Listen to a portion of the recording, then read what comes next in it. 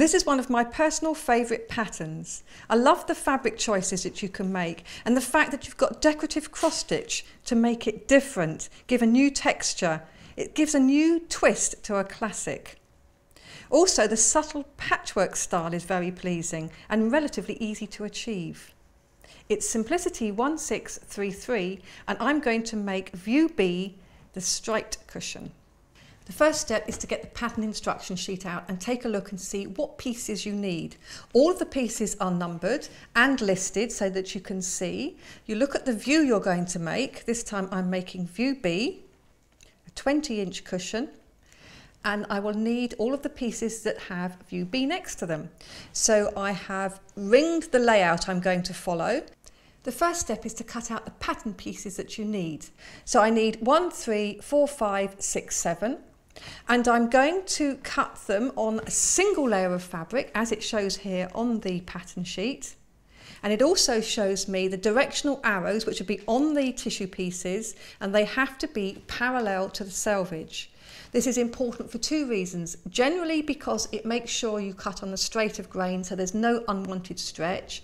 And in this instance it's particularly important because I have striped pieces. Some are going to have horizontal stripes, some are going to have vertical stripes, and this just makes sure that the right ones are cut in the right way without me having to think about it. Here are two of the pieces ready cut out. As you can see, the grain line, which was parallel to the selvage edge, actually is also in line with my stripes. Same on this one, I've got a vertical line and vertical stripes. Now I'm going to join them together by matching my notches. So again, I've cut the notches outwards, not into the seam allowance. This is the cutting line, this is the stitching line. So on this instance, I'm going to put them right sides together. I match my notches, pin them at right angles so that when I'm sewing, I can whip those pins out. So I shall be sewing down with the seam allowance as shown here, which is about 1 centimetre. Sew that edge to make my one strip, and then that will then join on to some of the other strips. Ready to sew this seam, I have moved my needle over to the left to get my 1 centimetre seam allowance so I can use the edge of the presser foot.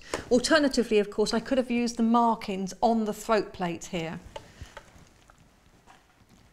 So just forward and back to lock the stitches and then sew the seam. And I am pulling the pins out as I get to them.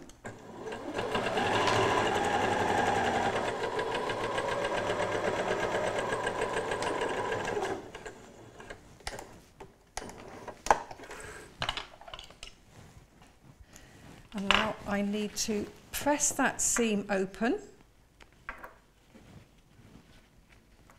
And then I can join this piece to my other pieces. All the instructions on how to join this are in the pattern. This is one I've already done. So I'm now going to match the notches again. So I have a notch here, and along this edge I will have a notch. There it is, you can just see it.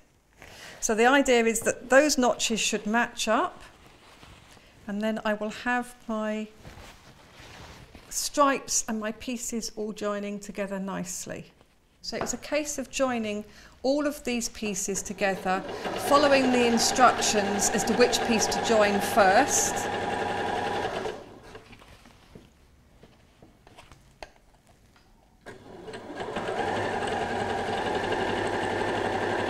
So now that's my one panel. I'm going to press those seams and then I'm ready to add the very special detail on this particular cushion, which is cross stitch. And I'm going to do the cross stitch over the seams.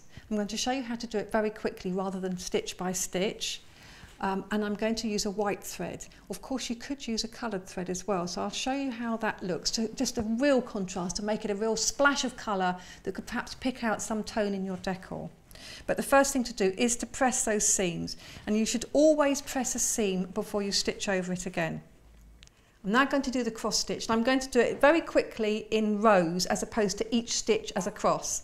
So I put a knot in my thread and come up from the underside. The seam is down here, so I'm just going to go across, and I'm actually doing stitches that are going to be quite big, and they are about 1/4 inch or 6 millimeters either side of the seam.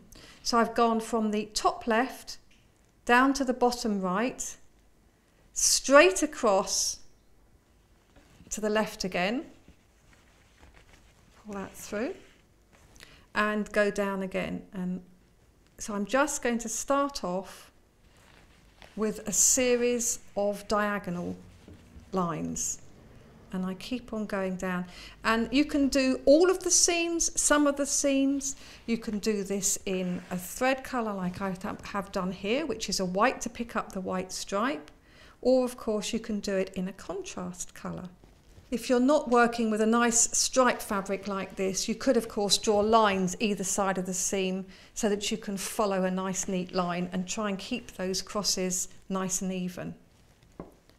So if I just do one more, and then I'll start going back the other way just to show you how to get the cross stitch. So I would go all the way down, but I'm just going to show you how to get the cross. So having gone to the bottom, I'm going to go back up. So this time I'm going from the bottom left to the top right, almost in the same hole that I made for the last diagonal, and then across. Bottom, top right, and across.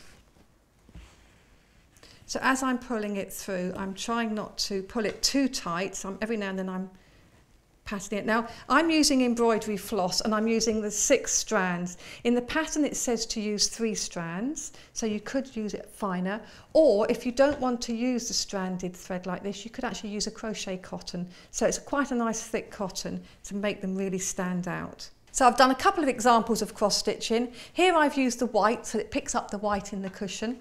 And here I've used a real contrast of red to really zing out. So it's entirely up to you what you do. And also the size of the cross stitches. So here they're fairly small and neat. They've been pressed as well.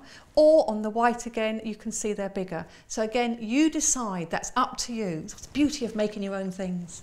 Having cross-stitched all of the seams, which I haven't done yet, but just to show you, cross-stitch all the seams, then you lay the back of the cushion right side up, the front of the cushion right side down, and stitch around the outside edge, leaving a turning gap in one of the edges, but between the seams rather than with a seam involved. So a turning gap of about that big in one edge, so that you can turn it through and stuff it with the cushion.